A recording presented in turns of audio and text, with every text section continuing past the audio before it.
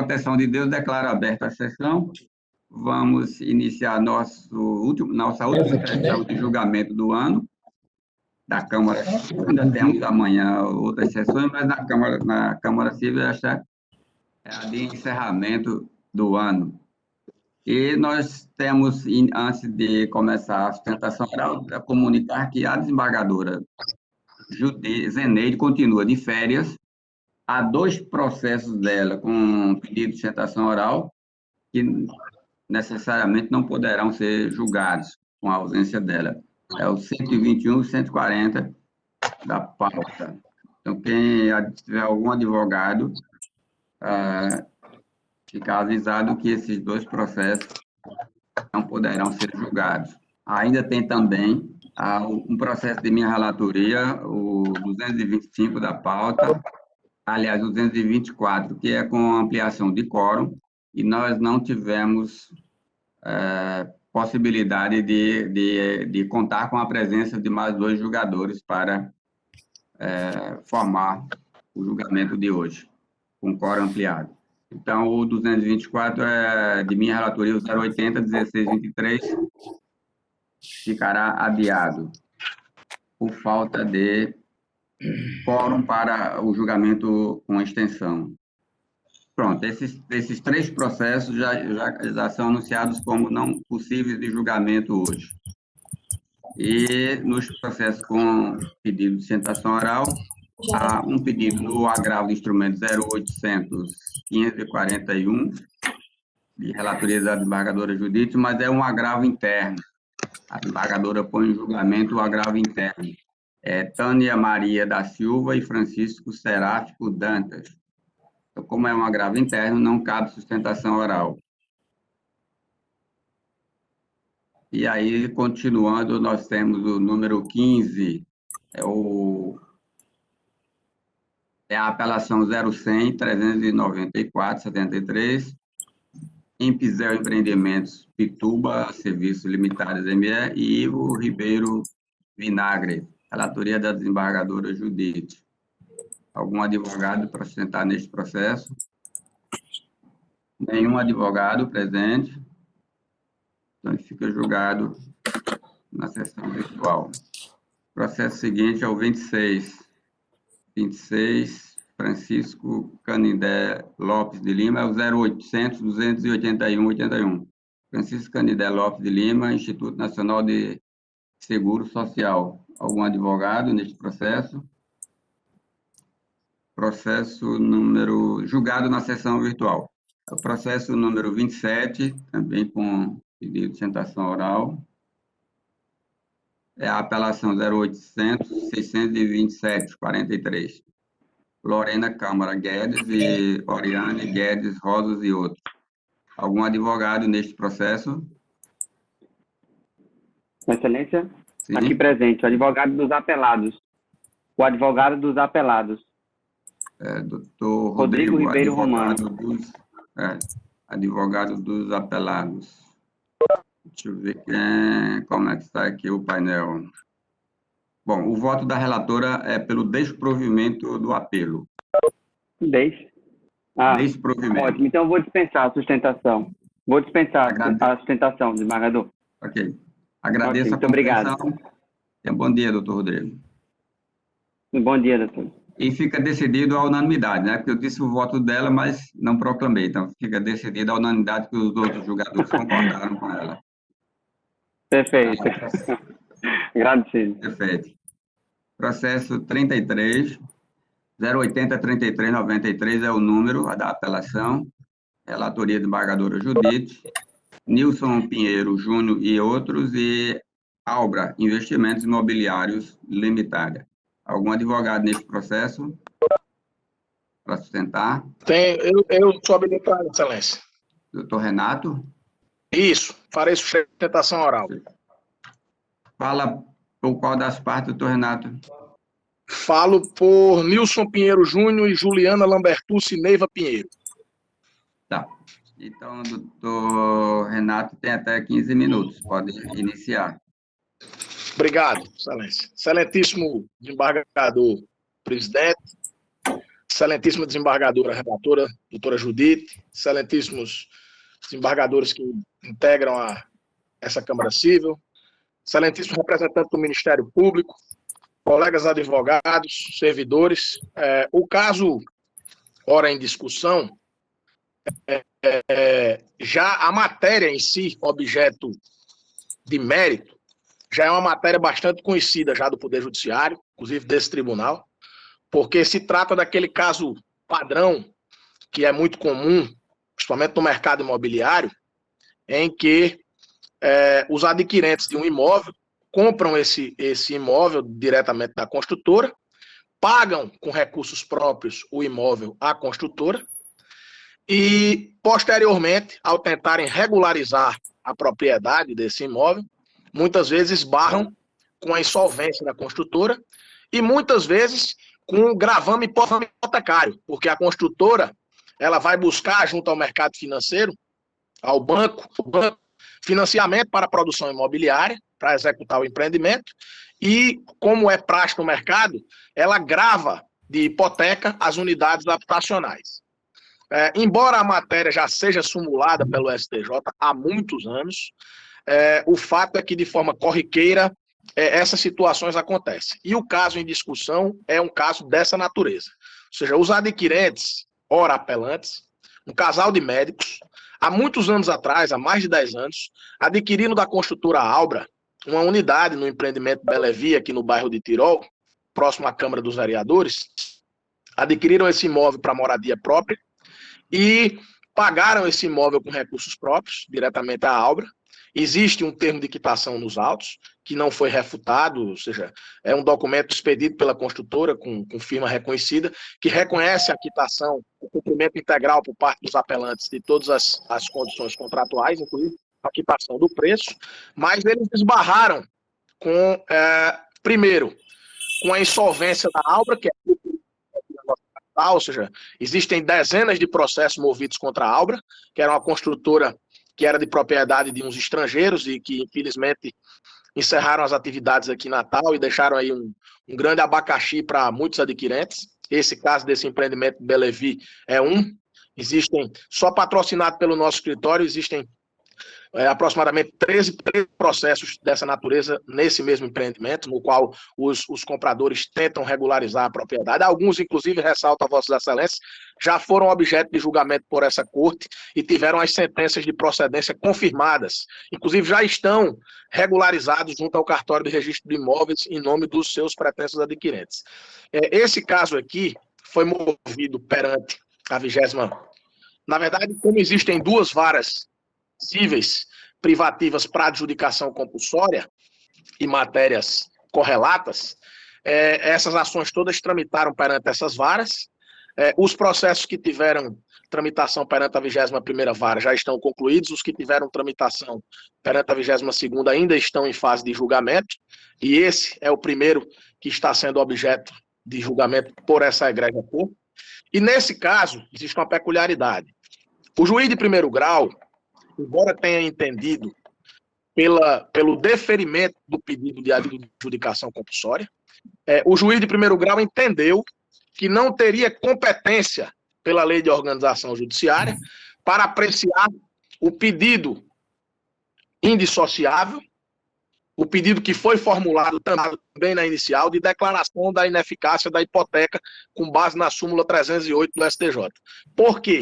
Porque os autores de ora apelantes propuseram a ação na qual requereram, além da adjudicação, a declaração de ineficácia da hipoteca. Por quê? Porque existe uma hipoteca em favor do Banco Bradesco, que foi uma hipoteca instituída pela construtora Albra, em razão de financiamento imobiliário. Inclusive, os apelantes tiveram o cuidado de, antes de ajuizar a ação, notificarem o Banco Bradesco, informando da quitação da unidade, da existência da súmula 308, e o banco respondeu à notificação, está nos autos esse documento, informando de que havia uma dívida de R$222 mil, alguma coisa, da unidade, e informando a eles que, caso eles desejassem pagar, caso desejassem liberar a unidade, deveriam pagar esse débito que o próprio banco tinha conhecimento de que não era dos adquirentes consumidores, e sim da construtora Áurea. Então, existe esse documento nos autos que comprova, inclusive o Banco Bradesco, ele resiste à pretensão, ele contesta a ação e se insurge contra o pedido de declaração de ineficácia da hipoteca, que muitas vezes o próprio banco usa um termo equivocado, usa cancelamento. Na verdade, nós não pleiteamos na inicial o cancelamento da hipoteca, e sim pleiteamos a declaração de ineficácia, que é o termo jurídico correto empregado pela súmula 308 do STJ. A hipoteca, ela continua válida, ela só não tem eficácia perante esses adquirentes, consumidores de boa-fé que quitaram o débito junto à construtora. Então, voltando aqui à discussão dos autos, o juiz de primeiro grau, ele julgou procedente a adjudicação, mas entendeu que não tinha competência para apreciar o pleito de declaração de ineficácia da hipoteca, razão pela qual ele concluiu pela ilegitimidade passiva do banco, condenou apenas a construtora em relação ao pleito principal de adjudicação de hipoteca.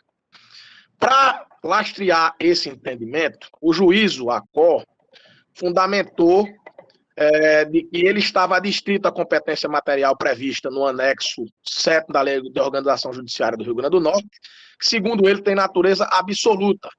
Ou seja, segundo o entendimento da sentença, o parágrafo 1º do artigo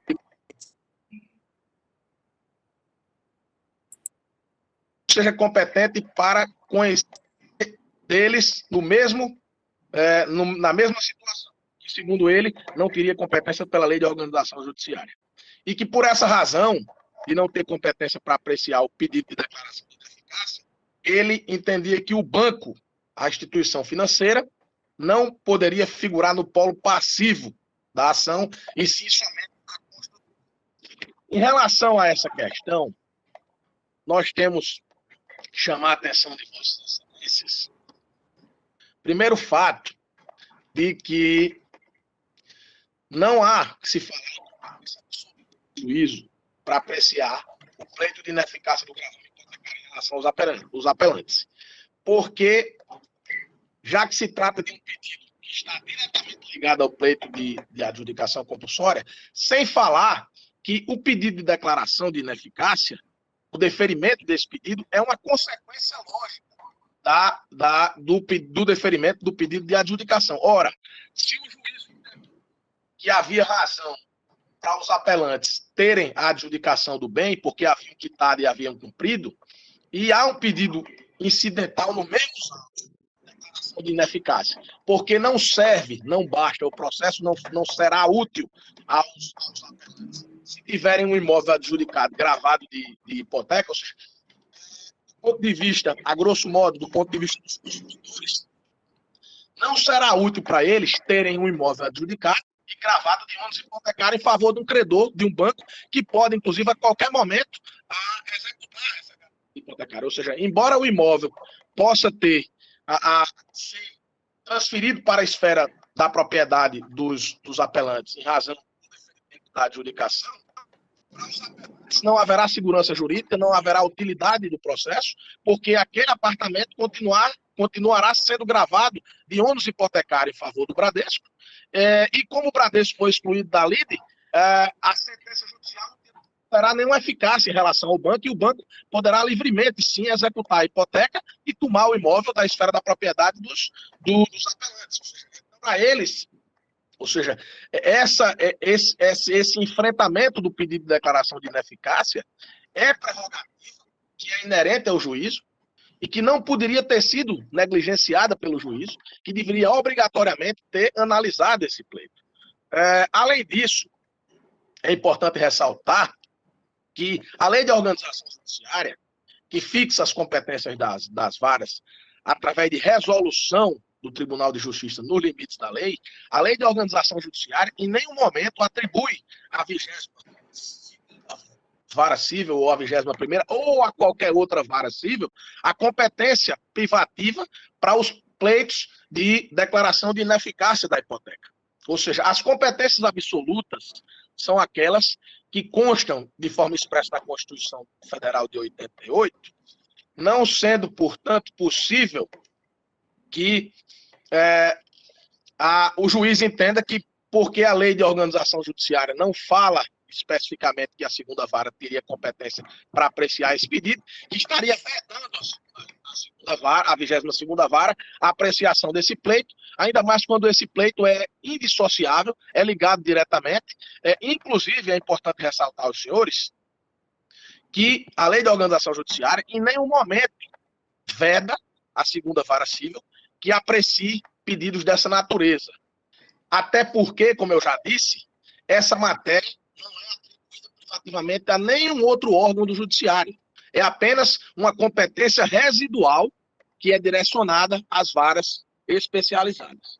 Ou seja, a atribuição da competência legislativa de apreciar o pleito de adjudicação não retira a competência para apreciar outras repercussões cíveis que não forem atribuídas privativamente a outras unidades judiciárias, seja porque essas restrições não se presumem, ou porque o pedido feito não encontra óbice em nenhuma das competências absolutas previstas na Constituição Federal de 88. Ou seja, se estivéssemos diante de uma matéria trabalhista ou de uma matéria afeta à justiça militar, a matéria afeta uma das varas de fazenda pública, o que não é o caso dos autos.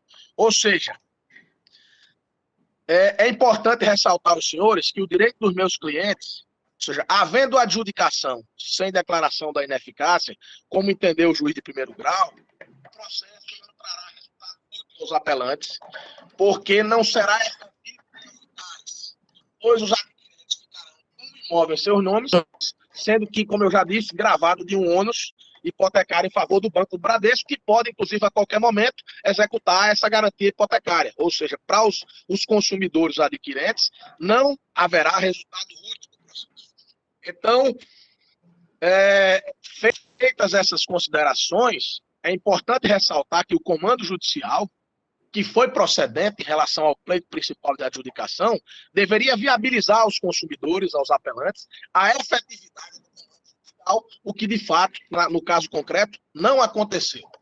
A causa de pedir dos autores decorre de uma relação complexa, que envolve os adquirentes de uma unidade imobiliária que quitaram o saldo devedor e também a construtora que vendeu esses apartamentos e recebeu. E, por outro lado, como terceiro envolvido, um agente financeiro, que, no caso, por ter direitos de hipoteca, ele tem direitos reais sobre a fração ideal respectivamente. Ou seja, então, os adquirentes, autores e apelantes, eles possuem direitos oponíveis tanto em face da construtora, que recebeu o dinheiro, deu um tempo de quitação e depois não outorgou a escritura, não regularizou e ficou devendo e não entregou o imóvel livre e desembaraçado de ônus, como ajustou no contrato, e também do agente financeiro Bradesco, que é o credor hipotecário. Sendo que esses direitos oponíveis decorrem de uma mesma relação jurídica, de um mesmo negócio jurídico, que é, ressalto, indissociável. Ou seja, há o entendimento da sentença no sentido de que ela adjudicou, o juiz adjudicou, mas caberia aos apelantes, caso desejem a declaração de ineficácia, buscarem esse pleito junto a uma vara civil não especializada. Ou seja, esse entendimento não será útil, inclusive corre o risco de haverem decisões judiciais conflitantes sobre o mesmo tema, razão pela qual o juiz da 22ª Vara Civil é sim o juiz competente, tanto para apreciar o pleito de adjudicação compulsória quanto de declaração de ineficácia. Inclusive, eu ressalto aos senhores que já existem vários julgados oriundos da 21ª Vara, sentenças proferidas pelo doutor Nilson, que é o juiz. É importante ressaltar também que a 21ª Vara tem a mesma competência atribuída à 22ª pela lei da a 21ª Vara, ao apreciar diversas sentenças do mesmo empreendimento, da mesma discussão jurídica, reconheceu na mesma decisão a adjudicação e a declaração de ineficácia. Essas sentenças, inclusive, foram objetos de julgamento por essa corte e as sentenças foram mantidas pelo Tribunal de Justiça quanto a esse aspecto meritório. Então, só para as apelações cíveis 2017, 004283, dígito 5, de relatoria do desembargador Vivaldo Pinheiro. Teve também uma de relatoria do desembargador Dilermano Mota, uma outra de relatoria do juiz convocado João Afonso Pordeu, julgado recentemente. Então, essas decisões reconheceram que a 21ª Vara Civil, que tem a mesma competência da 22ª, poderia sim adjudicar e declarar ineficácia e manter o banco no polo passivo da ação, o que o juiz de primeiro grau, nesse caso, Ao tempo, presidente. entendeu por excluir o banco. Então, feitas essas considerações, tendo em vista que há uma patente competência da 22ª Vara Civil para apreciar, juntamente com o pleito de adjudicação, a ineficácia do gravame hipotecário, com base na súmula 308 do STJ, emerge a inexcusável legitimidade passiva do Bradesco para compor o polo passivo da lide, razão pela qual os apelantes pugnam, primeiro, para que o seu recurso seja conhecido e provido, para que esse tribunal reforme a sentença e reconheça a competência da 22ª Vara Civil para apreciar conjuntamente a adjudicação compulsória, a ineficácia do gravame hipotecário, com base na súmula 308 do STJ, já que os pedidos são indissociáveis e não podem ser fracionados. Não há vedação na lei de organização judiciária para que a 22ª faça essa análise. E, consequentemente, como consequência desse reconhecimento, que esse tribunal reforme a sentença, declare de forma expressa a ineficácia do gravame hipotecário, que incide sobre a fração ideal correspondente à unidade habitacional 2400, que é dos apelantes, e conferindo dessa forma efetividade à adjudicação compulsória e atribuindo ao banco a responsabilidade solidária com a construtora, inclusive pelo pagamento das custas judiciais e dos honorários judiciais que foram fixados de forma correta pelo juiz de primeiro grau. Então, são essas as razões e, desde já, agradeço a Vossas Excelências mais uma vez pela atenção. Muito obrigado. Antes de passar a palavra à relatora, que se ela desejar se manifestar a respeito, eu gostaria de farei um comentário aqui breve do Renato, é que o fundamento da decisão é a súmula 308, que Vossa Excelência faz referência, e ela já determina expressamente que a hipoteca em nome da construtora não tem eficácia em relação ao adquirente do imóvel. A situação, de fato, a hipoteca envolve o empreendimento, todas as unidades construídas naquele empreendimento. Então, não é especificamente sobre esta unidade. No momento em que o adquirente de uma dessas unidades tem a adjudicação compulsória a seu favor, esse título é registrado em cartório sem ônus, justamente com base na súmula. Poderá haver, estou dizendo, poderá haver dúvida do cartório de registro se fará o registro da carta de adjudicação. Se ele recusar o registro da carta de adjudicação, é porque o cartório irá entender que a súmula não é eficaz, a súmula não tem imposição obrigatória, a não ser que o juiz mande. É uma hipótese. Mas, se ele fizer o registro, significa dizer que ele não pode fazer esse registro com ônus. A hipoteca não ficará incidente no registro dessa unidade adquirida pelo autor.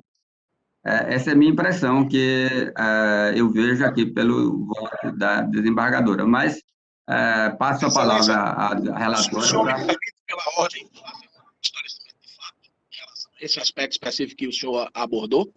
Pode ser. Nós tivemos vários casos dessa mesma natureza que envolvem a mesma discussão. Sentenças que já foram transitadas em julgado e confirmadas pelo tribunal. Na hora que nós fomos ao cartório, que é o terceiro ofício, que fica inclusive aí próximo ao tribunal, nós levamos essas decisões para a análise do tabelião.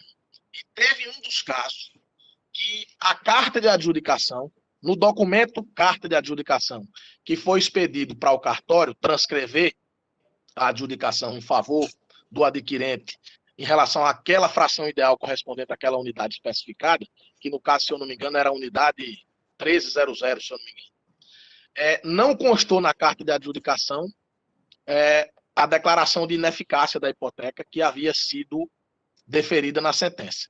Então, o que foi que aconteceu? O tabelião emitiu uma nota devolutiva informando que poderia adjudicar, mas que o gravame hipotecário, como não haveria a declaração de ineficácia em relação àquela unidade... É porque, doutor Renato, deixa eu interromper, é porque cancelamento. o cartório cumpre o que está escrito pelo juiz e não a súmula. É uma coisa interessante. Isso. O juiz, o tribunal, respeita, cumpre e obedece a súmula, mas o oficial de registro não. É impressionante isso. Então, falta um juiz o juiz corregedor determinar que faça. Desembargador presidente, vamos votar. Disso aqui. Desembargador Ibanez, vamos votar. Não tem debate, não. Desembargadora Judite, tem a palavra. Eu estou mantendo o meu voto, porque é todo baseado exatamente na súmula 308 do Superior Tribunal de Justiça. Se quiserem, eu faço a leitura. E tem, inclusive, um precedente que eu cito agora de maio, da terceira Câmara, da relatoria do doutor Eduardo Pinheiro. Eu mantenho o meu voto, acho que ele está correto, no meu entendimento, claro, e estou desprovendo o recurso. Bom, então, quero esclarecer ao doutor Renato que, como consta no voto da relatora, expressamente que a transcrição da súmula e que dizendo que não precisa o juiz declarar, porque a súmula já diz que a hipoteca não é eficaz em relação ao adquirente, basta que isso acompanhe, esse voto acompanhe a carta de adjudicação na formação do instrumento que é a carta de adjudicação, acompanhe isso aí e mostrar lá ao oficial que a relatora diz exatamente isso, que é ineficaz. Então, fica decidido a unanimidade. Passamos ao 64. 64. Obrigado, doutor Renato. Presente, excelência. 6408828491, Ana Maria Rufino da Rocha e Maria das Graças de Oliveira Ribeiro. O advogado respondeu presente, doutor Maurício? Maurício? Isso, Maurício. Doutor Maurício. Doutor Maurício fala em nome de quem, hein? Qual das partes? Da apelada, Ana Maria Rufino da Rocha. Fala em nome da apelada. Puxa, aqui apelante, presidente. É por isso que eu perguntei, doutor Desembargador Virgílio, porque às vezes o sistema inverte. Quem é apelante e quem é apelado, né? Mas a apelada é Ana Maria Rufino da Rocha. A apelante é Maria das Graças de Oliveira Ribeiro. Isso. E a apelante é Ana Maria Rufino da Rocha. Né? A apelada. É isso? A apelada, Ana Maria Rufino da Rocha. O voto da relatora é pelo desprovimento do apelo, doutor Maurício. Satisfeito, excelência. Bom dia a todos. Agradecemos. Agradecemos e fica decidido a unanimidade. Processo seguinte da relatoria do desembargador Virgílio, 89. 89 é a apelação 0800-303-34. Banco Itaú BMG Consignado S.A. e Francisca Gomes da Silva. Algum advogado neste processo para sustentar? Bom dia, excelência, sim. Pelo banco apelante. Pelo banco apelante. Deixa eu ver se eu identifico quem está falando, é a doutora Daiane. Exatamente, excelência. Para facilitar e permitir que Vossa Excelência direcione a sustentação oral, eu vou dizer a conclusão do voto do relator, porque aí no que Vossa Excelência discordar, para a sustentação oral. O voto do relator é pelo provimento parcial com relação aos danos morais reduzidos para 2.500. Ele mantém a obrigação de fazer, mas reduz os danos, o valor da indenização por danos morais. Se Vossa Excelência quiser fazer a sustentação ainda assim, pode continuar. Eu gostaria, pode iniciar. Obrigada. Pode iniciar. Inicialmente, bom dia a todos. Excelências, trata-se de um caso em que a parte nega a contratação com o banco e, instado a se manifestar, o banco ele trouxe aos autos contrato e comprovante de envio de crédito. No curso do processo foi realizada uma perícia e, segundo o laudo pericial, a assinatura aposta no contrato divergia da assinatura da parte autora. em que pese as alegações do nobre magistrado, o qual levou em consideração tão somente a perícia realizada, deixou de observar a existência de comprovantes de envio de crédito. O que o banco entende? O banco, ele entende que, em que pese essa circunstância do laudo pericial, houve ajuntada aos autos de comprovante de envio de crédito, onde o valor do crédito foi direcionado à conta da parte autora. Sendo assim, houve sim um benefício econômico por parte da autora e, por essa razão, o banco entende que não há um dano moral a ser restituído à parte autora, Excelência. Ainda observa-se que a divergência das assinaturas a olho nu é muito difícil de identificar e, por essa razão, vem o banco em juízo pugnar pela reforma da decisão. São os termos. Obrigada, Excelência. Desembargador Virgílio, quer fazer alguma consideração? Não, a matéria pacífica tem precedente, eu dou provimento parcial ao recurso. Decidido, então, a unanimidade nos termos do voto do relator. Obrigada, Excelência. Tenham um bom dia. Bom dia. Ainda de relatoria do desembargador Virgílio, o 94. Apelação 0800, 732-92. Banco BMG S.A. e Maria da Paz da Silva. Algum advogado neste processo? Nenhum advogado, então fica decidido no julgamento virtual. Processo seguinte é o 170. De minha relatoria, agravo do instrumento 080-1683. Banco do Brasil S.A. e Alves Atacado Limitada. Algum advogado neste processo? Nenhum advogado para fazer sustentação. Julgado no virtual. Pelo que me consta, não há mais sustentação oral. Há um pedido no 196, mas são embargos de declaração que não cabem sustentação oral. Excelência. Pela ordem, Excelência. José Lopes, advogado. Tem um processo de número 080-38, dígito 42, de 2012, Excelência. Pré-service contra o município de Natal. Por favor, pode repetir o número? Claro, 080-3238, dígito 42, 2012. Vou conferir aqui, mas, salvo engano, de relatoria da desembargadora Judite. Desembargadora Zeneide, a relatora. Esse foi o que eu anunciei, que como a relatora está de férias, não pode ser julgado com sustentação oral, a não ser que Vossa Excelência dispense a sustentação oral. Aí... Não, então vou aguardar, Excelência. Tá, então... Fica para a próxima pauta, é isso? A próxima pauta só próximo ano, então, dia 26 de janeiro. Será dia 26 de janeiro. Agradeço. Agradeço, Excelência. Tá. Bom dia. Então, concluímos os julgamentos com sustentação oral. E os demais julgamentos serão conferidos pela equipe de gabinete e pelos julgadores, naturalmente, se faltar algum voto, ou algum processo que ainda precise de análise, será resolvido. Então, nós temos, acho que o processo de desembargadora Judite, o número 69, foi retirado de mesa, tem a impressão que sim? Isso. Retirado de mesa, então não será julgado também. Ok, então julgamos, encerramos assim a Excelência, pela ordem. Eu gostaria de saber referente ao processo 010126468 de 2018, Oswaldo Austria. Por favor, pode repetir o número, eu não ouvi bem. 010126468 2018. Pousada Oestana, LTDA-ME.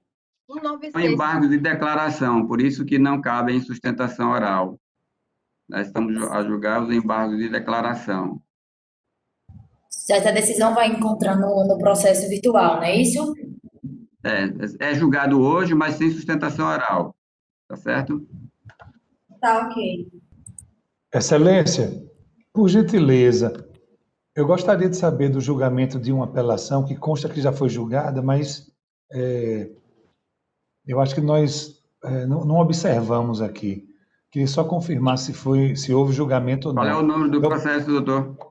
O número é o 0100 394 73 de 2016, 820 011 14, de relatoria da desembargadora Judite Nunes. O 15. Era o de número 15. Era o processo que, na ordem de julgamento que tinha o número 15. Foi julgado, porque eu chamei e Vossa Excelência não estava na sala, não fez a sustentação oral, mas foi julgado. Não há problema, sem nenhum problema, Vossa Excelência. Nós tivemos uma dificuldade de conexão aqui. Eu só gostaria de saber o resultado do julgamento, se for possível. Tá, perfeito. Esse foi... o julgamento foi pelo desprovimento do recurso. Obrigado, Excelência. Ok, obrigado Bom também. dia de trabalho para toda a Câmara. Bom, então passamos para a ordem administrativa. E na ordem administrativa... Pode falar, doutora. Sim, a doutora quer saber do processo do pedido de vista. Me lembrei, doutora. Pedido de vista do voto da desembargadora Judite, se ela traz hoje. Foi, inclusive, disponibilizado, Excelência. Eu vou ler aqui só a parte final. Por tais razões, divido parcialmente da posição adotada pelo eminente relator Pedrinho Vênia, acompanhando-o quanto ao desprovimento do recurso da Fazenda Pública, porém dando provimento ao recurso da parte autora para reconhecer que o lapso prescricional quinquenal deve ter por marco inicial a data do requerimento administrativo, 2 de 12 de 2008, e não a do ajuizamento da ação judicial, exatamente nos termos decididos por esta Corte no julgamento da apelação cível, aqui eu cito o nome, que foi aquela da relatoria do desembargador Vigílio. E assim eu estou votando, Excelência. Tá. Então, neste caso, há divergência de votos. O desembargador Vigílio concorda com o voto vista e haverá a ampliação de quórum na próxima sessão, que será no próximo ano. Bom, então, retornando para a sessão administrativa, doutora Luciana, é que eu não estou ouvindo, eu vejo só o gesto, seu microfone está desligado, então, se Vossa Excelência falou alguma coisa, eu não ouvi. Mas, se quiser falar, pode falar que a gente continua a ouvir. Não, eu gostaria de agradecer a atenção de Vossas Excelências. O próximo ano a gente se encontra e, na oportunidade, eu terei a possibilidade de sustentar perante os novos julgadores. Desejo tudo de bom a todos. Cumprimento aí todos Vossas Excelências e o doutor Fernando Vasconcelos, né, representando o Ministério Público, e todos os colegas. Só agradecer a atenção. Muito obrigada e um bom dia. Obrigado, bom dia e bom final de ano também, doutora. Igualmente. Então, na sessão administrativa, vamos começar com as homenagens aos aniversariantes da segunda quinzena de dezembro. Né, Leila? Que a primeira quinzena nós fizemos na sessão passada. Então, todos os aniversariantes da segunda quinzena de dezembro, nós temos a ligação de amizade, de companheirismo, de coleguismo, registramos aí as homenagens. Se Leila tiver essa relação, pode citar os nomes, por favor, Leila, para a gente lembrar aí quem serão os homenageados da segunda quinzena. Nós temos como aniversariantes do mês os desembargadores Gilson Barbosa, Caio Alencar, o senhor desembargador Ibanez, a desembargadora Judite.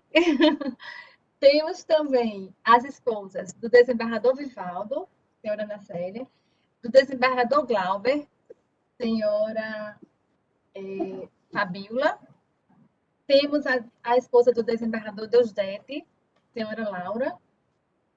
E desembargador Caio, acho que eu citei, eu acho que sou. Já citou, sim. Certo? Então, esses aniversariantes famosos aí citados, são todos homenageados por nós. Penso que todos concordam com as homenagens. O Ministério Público se associa, Excelência, com muita honra. Muito bem. E eu trago uma informação, tipo um resumo do que nós fizemos este ano. É interessante que a gente trabalha com números, mas nem sempre a gente olha os números. E quero dizer que as 3 câmaras cíveis julgaram até semana passada, o julgamento desta semana ainda não está finalizado, não estão finalizados, e não entraram ainda nos números da estatística. Durante 2020, nós julgamos, a Câmara Civil julgou 39.273 processos. E os julgadores proferiram 15.315 despachos. Isso dá um total de ato judicial de 54.590. Então, essa é a produção dos 12 desembargadores das 3 câmaras cíveis. Nós recebemos, por distribuição, 28.954 processos. Então, se compararmos só o que recebemos e o que foi julgado, nós estamos aí com um saldo positivo de quase 1.000 processos. E quase 1.000 processos julgados a mais do que distribuídos. Então, esse é um resumo do que foi a nossa produção. Mesmo com todas as turbulências do ano, nós e equipes, então, eu vou dizer nós e nossas equipes conseguimos produzir esses números que estão aí registrados no sistema, à disposição de quem quiser consultar e de CNJ, que avalia também essas metas e produções. Então, esse é o resultado que nós temos. E o sistema também mostra a produção individual de cada um de nós. Então, anunciando aqui especificamente que eu já vi um olhar curioso de alguém, a desembargadora Judite recebeu, por distribuição, 2.447 processos e julgou 3.588. Portanto, desembargadora Judite, parabéns pela senhora, a senhora conseguiu julgar mais de 1.000 processos além do que recebeu. E proferiu 808 despachos, num total de 4.306 atos praticados durante 2020, não contabilizados os desta semana. Desembargador Virgílio recebeu, por distribuição, 2.474 processos, julgou 2.921, portanto, quase 1.500 processos a mais do que o recebido, proferiu 569 decisões, no total de 3.490 atos processuais praticados, entre julgamentos e despachos. E para não ocultar meus dados, que não são diferentes, todos estamos mais ou menos numa média, eu recebi 2.397 processos por distribuição, julguei 2.963 e proferi 1.163 decisões. Isso dá um total de 4.126 atos. Esse número de mais decisão, mais despacho, tem a ver com o estilo, o método de trabalho de cada um de nós, que pode proferir mais decisões monocráticas. Então, o importante é o resultado final que eu vejo. Então, nós estamos com uma produção bastante alta, mesmo com as circunstâncias presentes durante este ano. Não sei se não fossem essas circunstâncias, se esses números estariam mais elevados do que isso, ou dessa mesma forma. Eu quero dizer que as equipes nossas se empenharam em fazer um método novo de trabalho remoto, mesmo assim, nós ainda alcançamos esses números que merecem ser divulgados, porque não se fala em quanto nós trabalhamos, fala-se que nós não trabalhamos, não produzimos, mas esse é o registro oficial, não sou eu a criar números. Então, os números apresentados pelo próprio sistema conforme a movimentação de cada ato. Estão registrados aí os números de nossa produção, e dá um tom de gratificação para nós, né? De dizer que compensou. Nos esforçamos bastante, mas compensou porque produzimos bastante também. Então, fora isso, eu penso que nós temos muita coisa a comemorar, além desses números, que termos vivenciado esse ano difícil e enfrentar todos os problemas, mas estamos aí pensando agora num Natal diferente, como esse ano é diferente, um ano novo diferente, como sempre foi, não é semelhante aos que comemoramos antes. A desembargadora Judite não irá comemorar o aniversário dela com aquela festa bacana que ela faz todo ano, merecidamente. Vou antecipar, porque nos aniversários nossos, durante este ano, no máximo, a gente manda uma mensagem no grupo, parabenizando. Eu vou aproveitar que nós estamos aqui, vou dizer presentes, distantes e presentes, para lhe desejar um Natal excelente. É uma passagem de ano, mas antes da passagem de ano, um aniversário de muita paz, muita felicidade, e registrar aqui o carinho e o apreço que eu tenho pela senhora, e que penso que demonstrei. Pode ser que a minha demonstração não tenha sido de forma suficiente a lhe convencer que é verdadeira. Mas eu tenho um carinho muito grande pela senhora e lhe desejo muita coisa boa nesse aniversário. E agora eu vou conceder a palavra para a senhora. Pronto, estou dizendo que eu sou convencida disso, da amizade fraterna que nós temos, e quero lhe dizer que, da minha parte, a recíproca é verdadeira.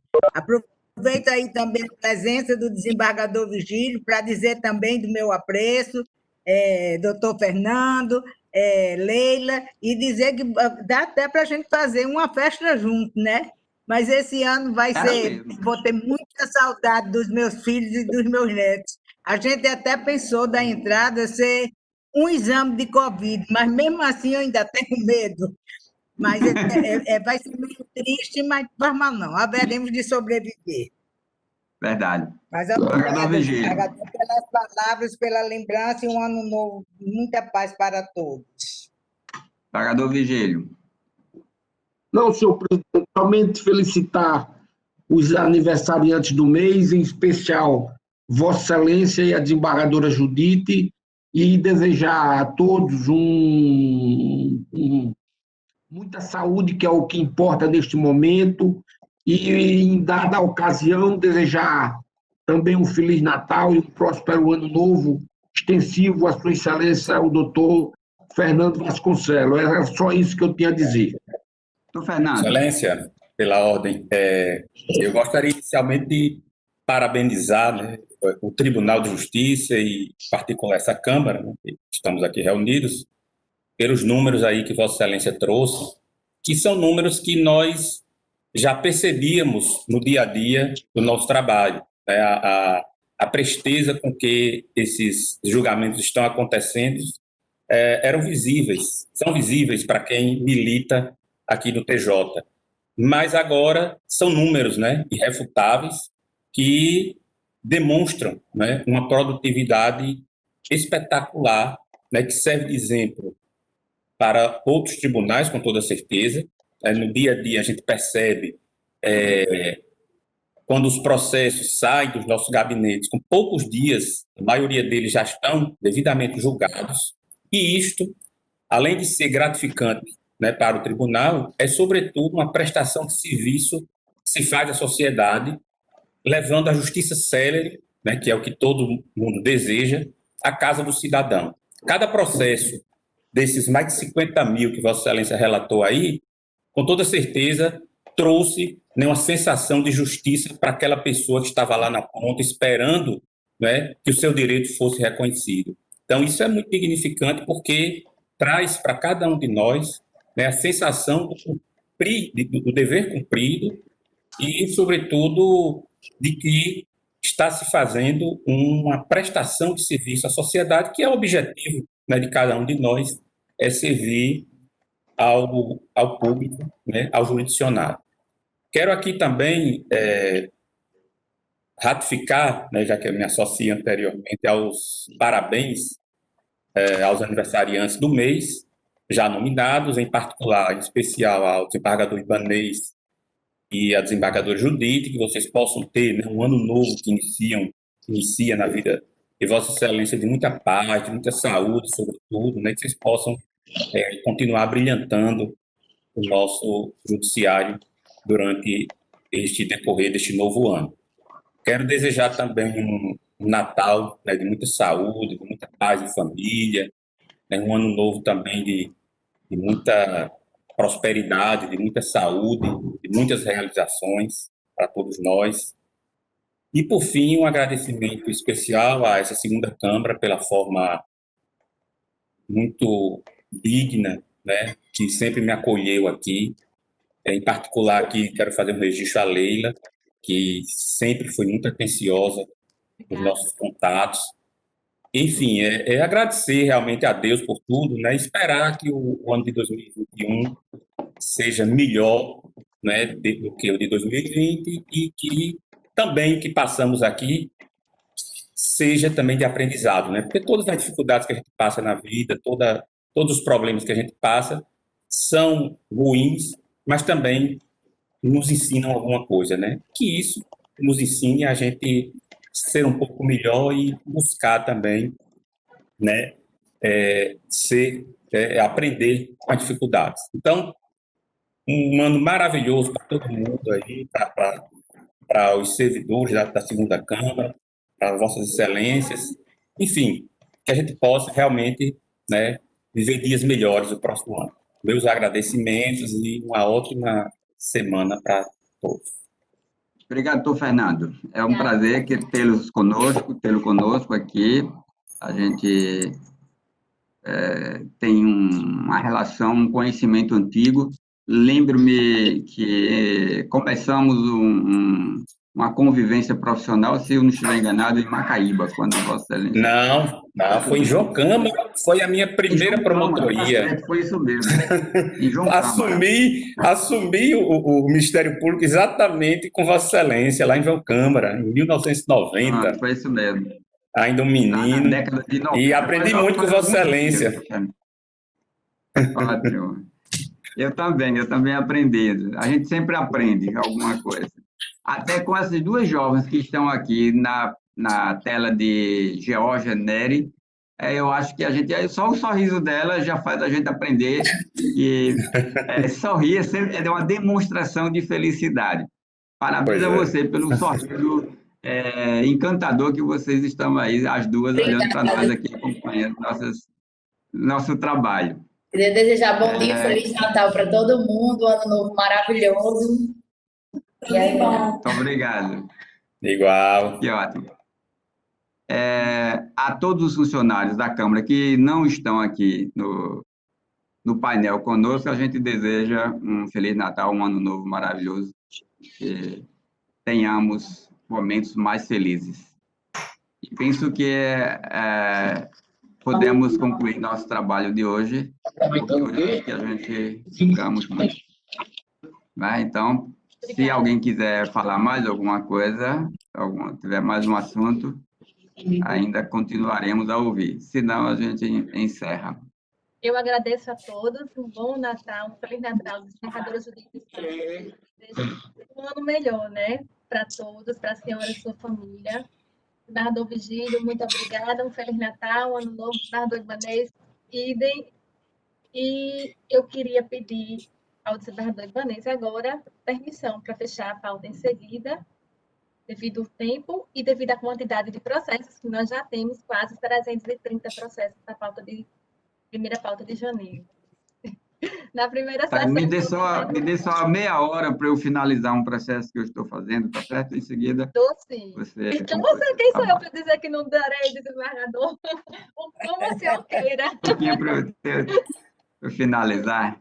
Eu já comecei, está bem perto de finalizar. Então, a sessão está encerrada. Obrigado a todos e um abraço para todos que nos acompanharam e estivemos juntos esse ano de muita dificuldade, muita luta e muita vitória também.